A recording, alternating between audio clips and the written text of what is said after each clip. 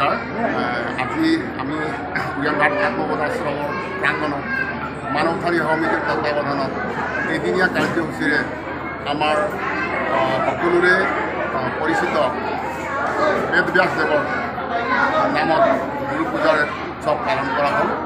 প্ৰায় সহস্ৰাধিক লোক, এহেজাৰতকৈও অধিক লোক হ'ব হিচাপতে তেনেধৰণৰ লোক উপস্থিত আছিল।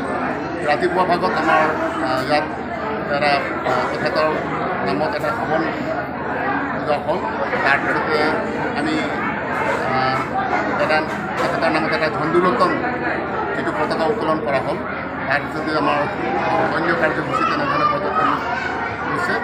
গতিকে দিনত তাৰপিছতে আমাৰ বিভিন্ন কলাকাৰ, ভজন গায়ক কলাকাৰসকলৰ পৰা আমি ভজন কীৰ্তনৰ কামবিলাক কৰিলোঁ।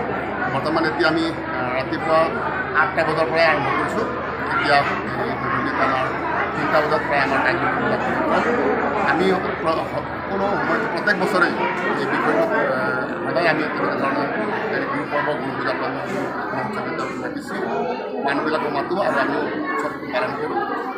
খুব ভাল লাগিলে যে আপুনি আজি আমাৰ লগত উপস্থিত থাকি এই বিষয়ত আপুনিও আমাৰ লগ দিলে বেদব্যাসৰ বিষয়ে আত্মবিশ্বাস হ'লে আমি সকলোৰে আভাৰ ব্যক্ত কৰিছোঁ। সকলোৱে যিসকল